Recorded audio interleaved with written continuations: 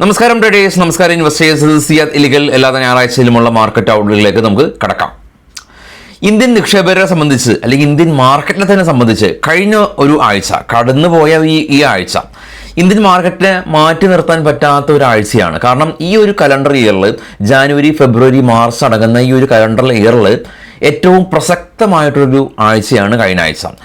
കാരണം രണ്ട് റീസണുണ്ട്. ഒന്ന്, നിഫ്റ്റി 22,350 നിന്ന് 1000 പോയിന്റ് ഉയർന്ന് 23,350 വീക്കിലി അടിസ്ഥാനത്തിൽ 1000 പോയിന്റ് റാലി രേഖപ്പെടുത്തിയ ഒരാഴ്ചയാണ്.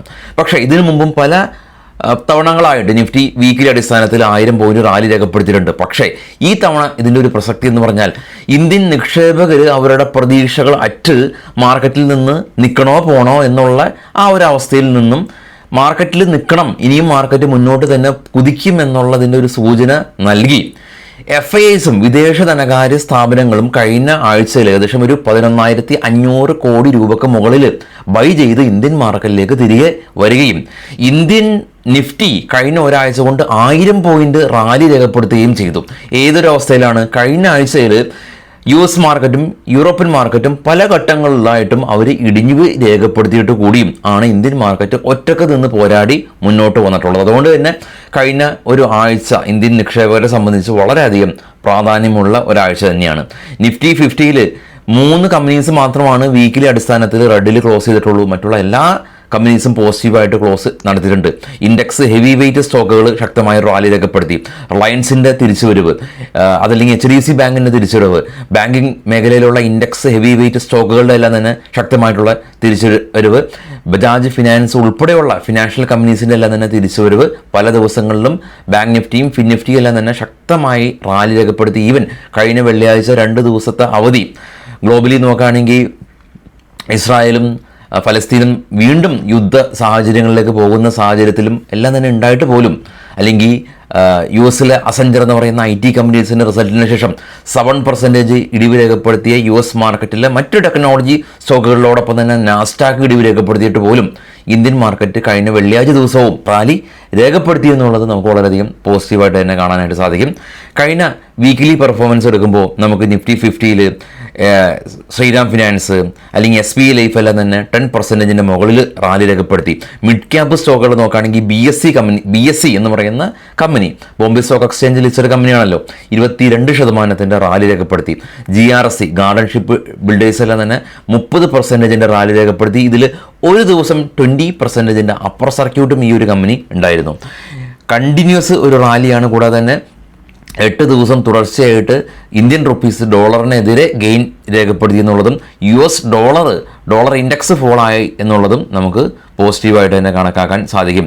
നേരെ നമുക്കൊന്ന് ഗ്ലോബൽ മാർക്കറ്റ് പരിശോധിക്കാം. കൂടാതെ തന്നെ നമുക്ക് ഡിവിഡൻഡ് കലണ്ടർ പരിശോധിക്കാം. കൂടാതെ തന്നെ ഗ്ലോബൽ ഈവൻറ്റ് പരിശോധിക്കാം. ഒരുപാട് കാര്യങ്ങൾ നമ്മൾ പരിശോധിക്കേണ്ടതായിട്ടുണ്ട്. അതിലേക്കൊക്കെ നമുക്ക് കടക്കാം. അപ്പോൾ ഞാൻ ഇന്ന് വീഡിയോ ഷൂട്ട് ചെയ്യുന്നത് സാറ്റർഡേ നൈറ്റാണ്. കാരണം സൺഡേ നമുക്ക് കൊച്ചി ഓഫീസിൽ വെച്ച് ഫ്യൂച്ചർ ആൻഡ് ഓപ്ഷൻ്റെ ഓഫ്ലൈൻ ക്ലാസ് നടക്കുന്നുണ്ട്. അതുകൊണ്ടാണ് സാറ്റർഡേ നൈറ്റ് ഞാൻ ഷൂട്ട് ചെയ്യുന്നത്. അപ്പോൾ അതുവരെയുള്ള ഡേറ്റാസ് എല്ലാം തന്നെ ഞാൻ എടുത്തിട്ടുണ്ട്. അപ്പോൾ നമ്മൾ ഓഫീസിൽ ഇരുന്ന് future and option basic commodity പഠിക്കാം. അതല്ലെങ്കിൽ ലോകത്തിൻ്റെ ഏത് കോണിൽ ഇരുന്ന് വേണമെങ്കിലും നിങ്ങൾക്ക് ഓൺലൈനായിട്ടും ഇതേ കോഴ്സുകൾ തന്നെ കുറഞ്ഞ ഫീസിൽ നമുക്ക് പഠിക്കാനായിട്ട്, നിങ്ങൾക്ക് എല്ലാവർക്കും പഠിക്കാനായിട്ട് സാധിക്കും. ഈ വീഡിയോയുടെ ഫസ്റ്റ് കമൻറ്റ് നമ്പർ പിൻ ചെയ്ത് വെച്ചിട്ടുണ്ട്, ഞങ്ങളെ കോൺടാക്ട് ചെയ്യാം. ഇനി നമുക്ക് നേരെ ഗ്ലോബൽ മാർക്കറ്റ് നോക്കാം. ഏറ്റവും താഴെ കാണുന്ന നാസ്ഡാക്ക് കഴിഞ്ഞ വെള്ളിയാഴ്ച ദിവസം പോസിറ്റീവിൽ ക്ലോസ് ചെയ്യാൻ സാധിച്ചു. ഡോയും പോസിറ്റീവിൽ ക്ലോസ് ചെയ്യാൻ സാധിച്ചു. അതിന് മുകളിലുള്ള FTSE UK മാർക്കറ്റാണ് നെഗറ്റീവായിരുന്നു. CAC 40 ഫ്രാൻസ് മാർക്കറ്റ് നെഗറ്റീവായിരുന്നു. ഡാക്സ് ജർമ്മൻ മാർക്കറ്റ് നെഗറ്റീവായിരുന്നു. അപ്പോൾ യൂറോപ്യൻ മാർക്കറ്റ് നെഗറ്റീവായിരുന്നു. US മാർക്കറ്റ് പോസിറ്റീവിൽ ക്ലോസ് ചെയ്യാൻ സാധിക്കും. ഇനി നമുക്ക് കുറച്ച് കമ്പനീസിൻ്റെ ഡിവിഡൻഡ് ഡീറ്റെയിൽസ് നോക്കാം. അടുത്ത ആഴ്ചയിൽ പ്രധാനമായിട്ടും REC ഡിവിഡൻഡ് 3 രൂപ 60 പൈസ എന്ന റെക്കോർഡ് ഡേറ്റ് മാർച്ച് 26-ാം തീയതിയാണ്. TVS മോട്ടേഴ്സ് 10 രൂപ ഡിവിഡൻഡ് കൊടുക്കുന്നുണ്ട്, മാർച്ച് 26-ാം തീയതി റെക്കോർഡ് ഡേറ്റ്. കാമ ഹോൾഡിംഗ് ഡിവിഡൻഡ് ഉണ്ട്. കൂടാതെ തന്നെ ക്രിസിൽ ഡിവിഡൻഡ് ഉണ്ട്, 26 രൂപയാണ്, April 11 record date. CII automotive company 7 രൂപ ഡിവിഡൻഡ്. സനോഫി ഇന്ത്യ 117 രൂപ ഡിവിഡൻഡ്. കൂടാതെ തന്നെ ABB ഇന്ത്യ ലിമിറ്റഡ് 33 രൂപ ഡിവിഡൻഡ്. എല്ലാം തന്നെ ഡിവിഡൻഡ് കലണ്ടറാണിത്, നമ്മുടെ ട്രേഡ് ബഡ്ജറ്റ് ടാബിലുണ്ട്. അതുപോലെ തന്നെ ഗ്ലോബൽ ഈവൻറ്റ് നോക്കാം. അടുത്ത ആഴ്ചയിൽ US നിന്ന് മാനുഫാക്ചറിംഗ് PMI മാർച്ച് 24-ാം തീയതി, അതായത് തിങ്കളാഴ്ച 7:15 PM കൂടാതെ ഇന്ത്യയുടെ മാനുഫാക്ചറിംഗ് PMI തിങ്കളാഴ്ച 10:30 AM ചൊവ്വാഴ്ച ദിവസം US നിന്ന് കൺസ്യൂമർ കോൺഫറൻസ് 7:30 PM കൂടാതെ ബുധനാഴ്ച ദിവസം UK inflation data 12:30 PM Indian സമയമാണ് എല്ലാം കൊടുത്തിരിക്കുന്നത്. ഇനി മാർച്ച് 27 അതായത് വ്യാഴാഴ്ച US GDP data 6 PM Indian സമയം. വെള്ളിയാഴ്ച ദിവസം ഫെഡ് ബാലൻസ് ഷീറ്റ് 12 AM. കൂടാതെ തന്നെ UK GDP 12:30 PM വെള്ളിയാഴ്ച. അപ്പോൾ ഈ ഒരാഴ്ചയിലെ ഏറ്റവും പ്രധാന ഇവൻ്റ് ഏതാ? US നിന്നും consumer conference March 25 US GDP data March 27 കൂടാതെ തന്നെ ഇന്ത്യയിലെ മാനുഫാക്ചറിംഗ് PMI ഡേറ്റയും റെലവൻ്റ് തന്നെയാണ്. അപ്പോൾ ഇതും നമ്മുടെ ട്രേഡ് ബഡ്ജറ്റ് ടാബിൻ്റെ ഉണ്ട്. ട്രേഡ് ബഡ്ജറ്റ് ടാബിൻ്റെ ലിങ്ക് ഈ വീഡിയോയുടെ ഡിസ്ക്രിപ്ഷനിൽ കൊടുക്കുന്നുണ്ട്. ഇനി നേരെ ഗ്ലോബൽ FIs DIs ആക്ടിവിറ്റീസ് നോക്കാം. DIs കഴിഞ്ഞ തിങ്കൾ ചൊവ്വ ബുധൻ ദിവസങ്ങൾ ബയേഴ്സ് ആയിരുന്നു. എന്നാൽ വ്യാഴം വെള്ളി ദിവസങ്ങളിൽ അവർ സെല്ല് നടത്തിയിട്ടുണ്ട്. DIs ആഭ്യന്തര ധനകാര്യ സ്ഥാപനങ്ങൾ. എന്നാൽ FIs കാര്യം എടുക്കുകയാണെങ്കിൽ FIs തിങ്കളാഴ്ച സെല്ല് നടത്തി 4488, ചൊവ്വാഴ്ച ബയേഴ്സ് ആയിരുന്നു 694, ബുധനാഴ്ച സെല്ല് നടത്തി 1096. ഇനി വ്യാഴം വെള്ളി ദിവസങ്ങളിൽ അവർ ഗംഭീര ബൈയിങ് ആയിരുന്നു. അപ്പോൾ ഓൾമോസ്റ്റ് അവർ 11,500 കോടി രൂപയ്ക്ക് മുകളിൽ ഇന്ത്യൻ മാർക്കറ്റിൽ ബൈ നടത്തിയതായിട്ട് കാണാൻ സാധിക്കും. അപ്പോൾ നമ്മൾ ഒറ്റ നോട്ടത്തിൽ ഗ്ലോബൽ ഈവൻറ്റും ഗ്ലോബൽ മാർക്കറ്റും ഡിവിഡൻഡ് ഡീറ്റെയിൽസും എല്ലാം തന്നെ നമ്മൾ കവർ ചെയ്തിട്ടുണ്ട്. ഇനി നമുക്ക് നേരെ കുറച്ച് സ്റ്റോക്കുകളുടെ വാർത്തകളിലേക്ക് പോകാം. ഇത് സ്റ്റോക്കിൻ്റെ ബൈ സെൽ റെക്കമെൻഡേഷൻ അല്ല, ഇത് പൊതുവെ വാർത്തകളാണ്. അപ്പോൾ ആ ഒരു രീതിയിൽ തന്നെ എടുക്കുക. നമ്മുടെ ചാനൽ നിങ്ങൾ എല്ലാ ട്രേഡിംഗ് സുഹൃത്തുക്കൾക്കും ഷെയർ ചെയ്യുക. കാരണം നമ്മൾ ചുരുങ്ങിയ സമയത്തിൽ എല്ലാ കാര്യങ്ങളും ആവശ്യമുള്ള ഒട്ടുമിക്ക കാര്യങ്ങൾ, എല്ലാം എന്ന് ഞാൻ പറയുന്നില്ല എങ്കിലും ആവശ്യമുള്ള കാര്യങ്ങൾ നമ്മൾ പരമാവധി ഉൾപ്പെടുത്തിയിട്ടുണ്ടെന്ന് പറയാൻ സാധിക്കും. അപ്പോൾ സ്റ്റോക്കുകളുടെ വാർത്തയിലേക്ക് ആദ്യം ട്രാൻസ്ഫോമേഴ്സ് ആൻഡ് റെക്ടിഫയേഴ്സ് കമ്പനിയാണ്. അവർക്ക് അടുത്ത ഫിനാൻഷ്യൽ ഇയറിൽ 8,000 കോടി രൂപയുടെ ഓർഡർ ഓൾറെഡി തന്നെ കമ്പനിക്ക് ലഭിച്ചു എന്ന് കമ്പനി പറഞ്ഞു. KBC global company bonus issue ചെയ്യുന്നുണ്ട്. കമ്പനി 1:1 റേഷ്യോയിലാണ് ബോണസ് ഇഷ്യൂ ചെയ്യുന്നത്. എക്സ്ബോണസ് റേറ്റ് ഉള്ളത് മാർച്ച് 28 NCC കമ്പനിക്ക് അവർക്ക് 1,480 കോടി രൂപയുടെ ഓർഡർ കിട്ടിയതായിട്ട് കമ്പനി അറിയിച്ചു. NCC company. റയമണ്ട് കമ്പനി 65 കോടി രൂപയുടെ ഇൻവെസ്റ്റ്മെൻറ്റ് റയമണ്ട് കമ്പനി നടത്താൻ കമ്പനി തീരുമാനിച്ചു.